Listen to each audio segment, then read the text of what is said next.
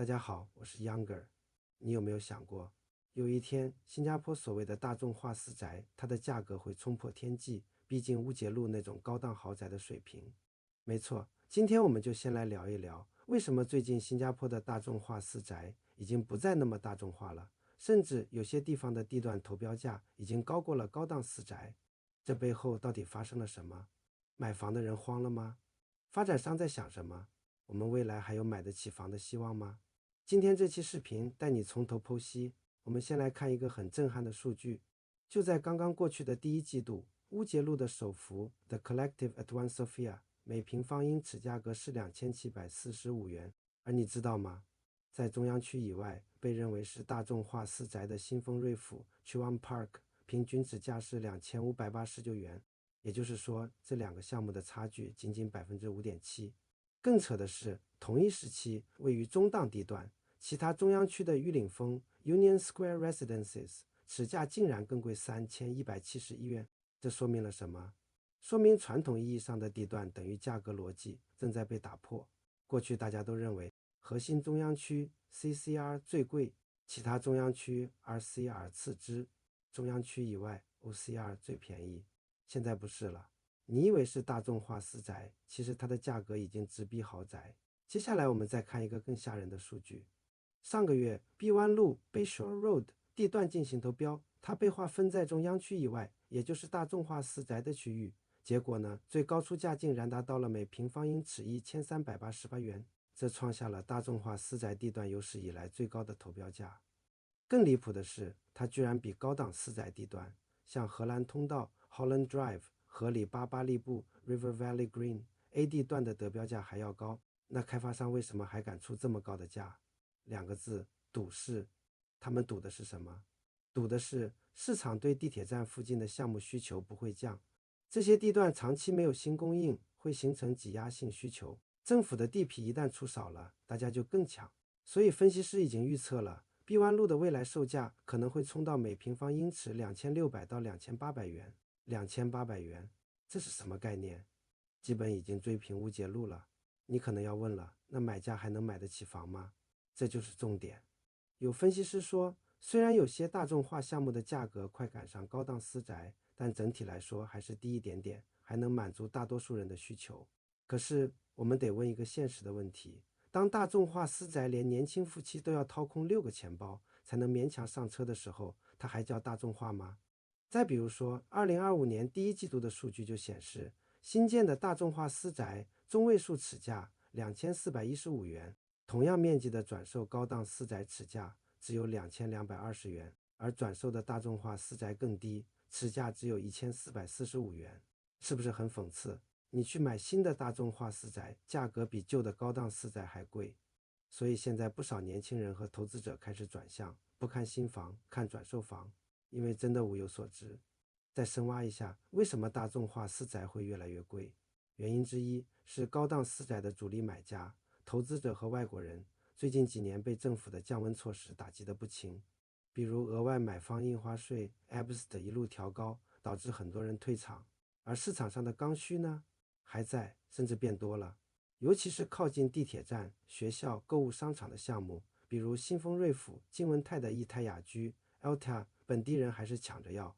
供少需求高，价格自然就顶上去了。讲到底，这是一场地段与标签的博弈。过去我们说 OCR 是大众化，但只要它在地铁旁、学区强，又没有新项目出来，那就不大众了。所以 OCR 不等于便宜， CCR 不等于贵，这个逻辑真的已经过时了。那我们现在到底要不要买房？这是所有人最关心的问题。博纳产业的黄秀莹就提到一点，地段的价格终究还要看它的个性化价值，比如有没有地铁，有没有学校，生活便利性怎样，而不是死看它在 OCR 还是 CCR。 如果你现在手头宽裕，看重的是自主需求，而且打算长期持有，那选对地点，选对项目，还是可以考虑出手的。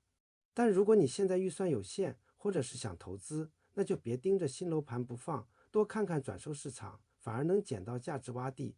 最后我们来总结一下今天的重点，大众化私宅的价格正在突破以往的定义，直追甚至超越中档、高档私宅。核心地段之外的项目，只要有好配套、稀缺性强，价格照样飞。买家开始意识到，转售市场可能更划算。私宅市场的价位分层越来越模糊，标签思维正在被现实打破。其实，新加坡房价疯涨不只体现在私宅上，新加坡祖屋价格也是不断创新高。几年前，新加坡的祖屋价格相对亲民，是廉价经济的代名词。年轻人买房虽有压力，但也并非遥不可及。然而现在，新加坡房价疯涨，新祖屋价格高得离谱，比如预购祖屋价格是否合理，也成了大家热议的话题。曾经，新加坡政府推进建设的祖屋项目，大多只要20到60万新币就能入手，这对于很多人来说是能够负担得起的。但如今房价接连刷新纪录，让人感叹新加坡物价太可怕了。就2024年4月，中巴鲁文中路的一个5房式单位成功售出，售价为150多万新币，刷新了新加坡祖屋转售价的新高。2024年10月份的首个周末，位于北部乌兰的新私宅项目以最低每平方英尺1908元的价格开始售卖，创下区内开盘价新高。房价的疯涨让年轻人忧心忡忡，他们担心自己这辈子都买不起屋子。要知道，新加坡年轻人连曾经相对低价的祖屋都开始觉得难以负担了。现在的房价对于他们来说，就像一座难以翻越的大山。很多年轻人辛苦工作，薪水却涨不过房价，望着不断攀升的房价，只能望房兴叹。本来新加坡的生活成本就不低，如今物价更是不断上涨。联合早报进行的一项社会调查显示，超过80%的公众说，个人生活费在半年内上涨了至少15%。还有人吐槽，因为最近油价上涨太夸张，油都加不起了，干脆不开车，改成公交加地铁出门通勤。生活成本的增加，尤其是房子租金的上涨，让很多人难以承受。房价疯涨之后，有人欢喜有人忧。老一辈有房的人看到自己的屋子能卖更多钱，自然是开心的。他们觉得自己的资产增值了，生活似乎更有保障了。但年轻一代却陷入了深深的焦虑之中。他们不仅要面对高昂的房价，还要应对不断上涨的生活成本。为了抑制不断上涨的房价，新加坡政府已经不断推出房地产市场的辣招，比如外国人买房要缴纳60%的超高印花税，但丝毫没有影响房价继续上涨。而今年又有4000名超高净值富豪移居新加坡，这也在一定程度上推动了房价的上升。未来的房地产市场将会是选对区域、选对时机的技术活，不再是简单的贵在市中心，便宜在外围。所以，如果你现在还抱着等价格回落的幻想，我劝你别再赌了。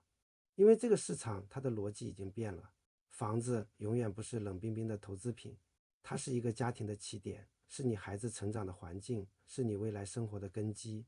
看懂趋势，选对时机，别让一次错过变成10年的遗憾。怎么样？您觉得新加坡房子还值得买吗？市中心和外围，您更喜欢什么区域？欢迎在评论区告诉我，谢谢支持。